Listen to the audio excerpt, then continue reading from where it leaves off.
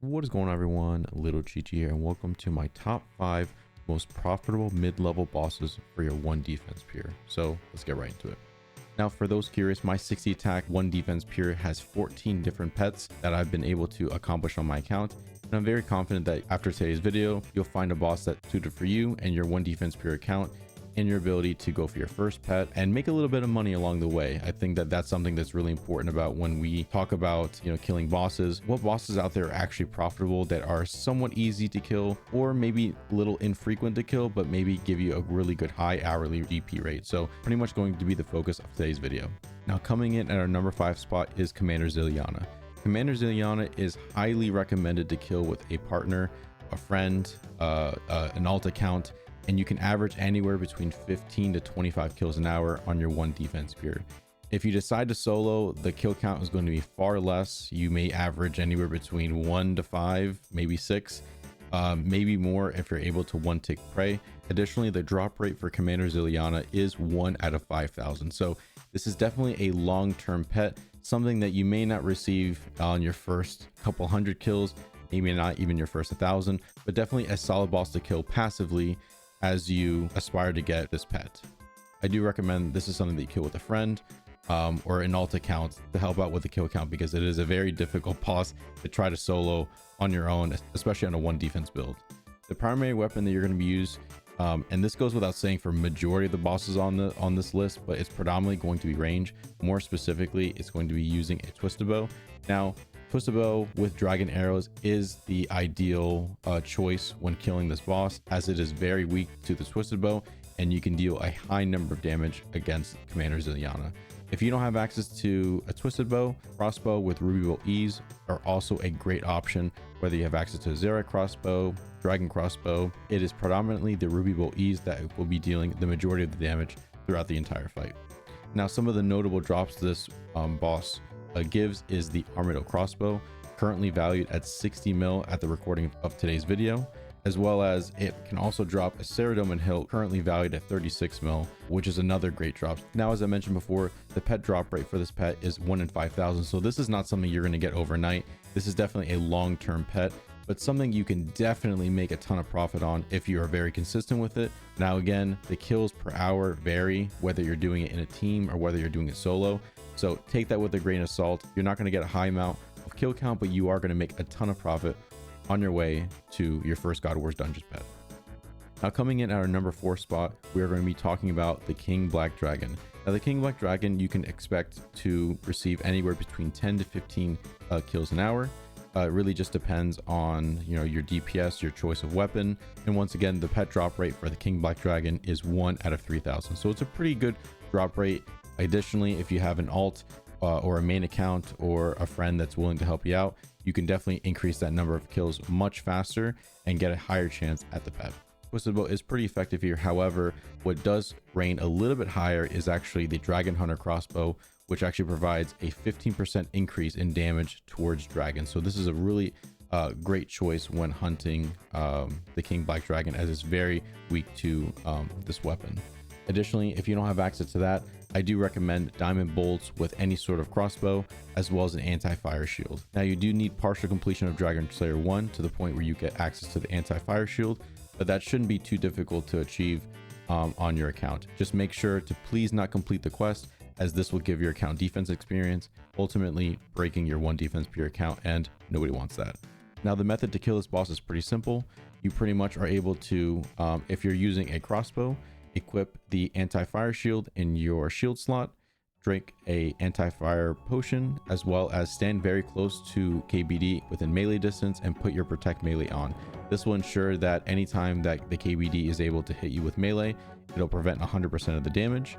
Also, be sure to only risk what you're able to lose, as the journey to KBD is passing through the wilderness. So just please be sure that if you're out in the wilderness, please don't bring anything that you're not able to lose, because it's not going to be fun if you end up losing a Robin Hood hat, some ranger boots, something like that. So ensure that you're only bringing minimal items when you're killing this boss.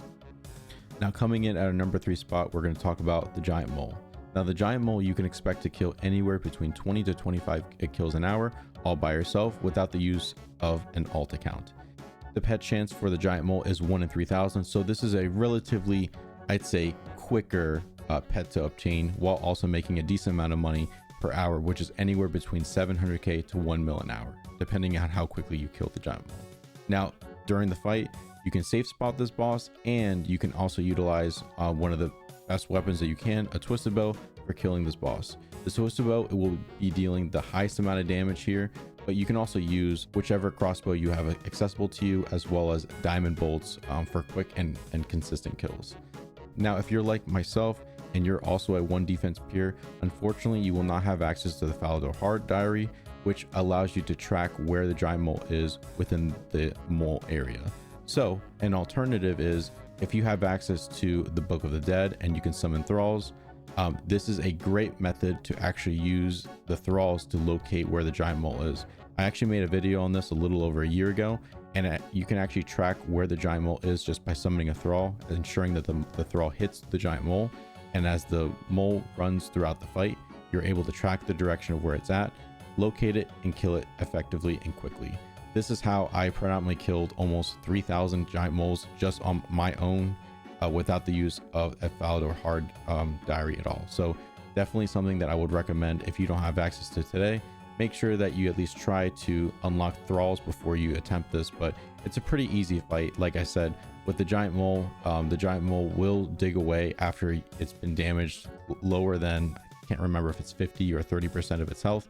It'll start to run away. But again, to locate the giant mole when it runs away, you're able to utilize a thrall in this instance, or if you have access to a main account with the hard diary, you can also use it as well. Now, coming at our number 2 spot is going to be Zora.